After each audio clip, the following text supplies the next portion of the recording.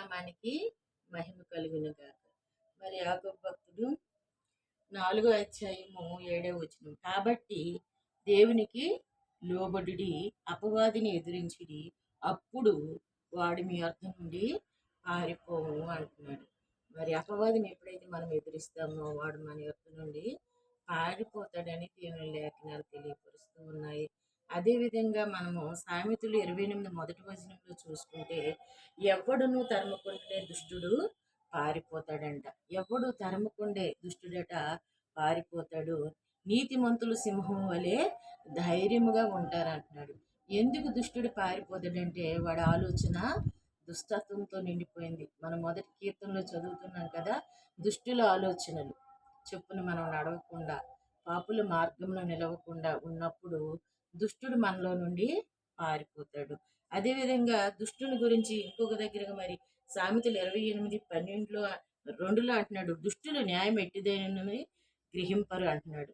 మరి సామెతలు 28:12 వచనంలో కూడా దుష్టులట న్యాయం ఎట్టిదని గ్రహింపరు, యెహోవాను ఆశ్రయించేవారు సమస్తమును గ్రహించెదరు అంటున్నాడు. అంటే దుష్టత్వం హృదయంలో ఉన్నప్పుడు మనం మంచేదో చెడేదో గ్రహించలేని స్థితిలోకి వెళ్ళిపోతాం. ఎందుకంటే దుష్టుడు మన హృదయంలో గడబడి చేస్తూ ఉంటాడు. పాపం మనలో నిండిపోయినప్పుడు ఏది సత్యమో ఏది అసత్యమో అని మనం గ్రహించము. కనుక దుష్టుని సాంగత్యం నుండి మనం బయటపడాలంటే వాడిని మనం ఎదిరించాలి. యాకోబు భక్తుడు అదే చెప్తున్నాడు, అపవాదిని ఎదిరించండి, వాడు మీ యొద్ద నుండి పారిపోతాడు. దేవుని యొద్దకు రండి, ఆయన మీ యొద్దకు వస్తాడని మరి యాకోబు భక్తుడు తెలియపరుస్తూ ఉన్నాడు. అదేవిధంగా మనము సామెతలు 28:28లో మనం చూసుకుంటే,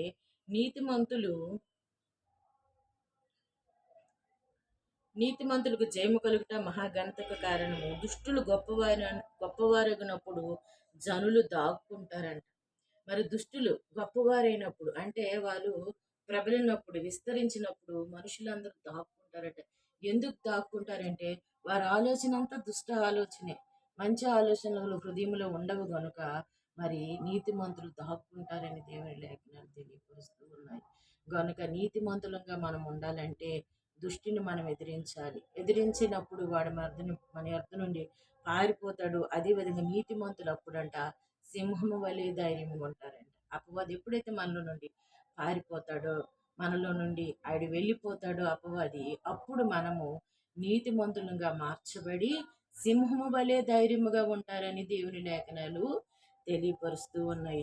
అదేవిధంగా మనం చూసుకుంటే మరి సామెతలు 28:28 దుష్టులు గొప్పవైనప్పుడు జనులు దాక్కుందరు, వారు నశించినప్పుడు నీతిమంతులు ఎక్కువ అవుతారంట.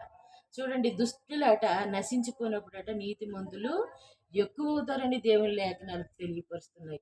అంటే వాడు నాశన పుత్రుడు గనుక వాడు నశించినప్పుడట నీతిమంతులు ప్రబలుతారు, ఎక్కువ అవుతారని దేవుని లేఖనాలు తెలియపరుస్తున్నాయి. కనుక అపవాదిని మనం ఎదిరించినప్పుడు అపవాదికి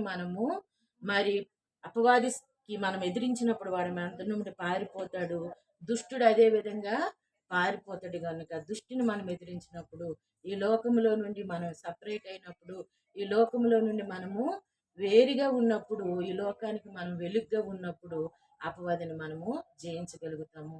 దేవుడి వాక్యాన్ని దీవించి ఆశీర్వదించునుగాక. ఆమేన్.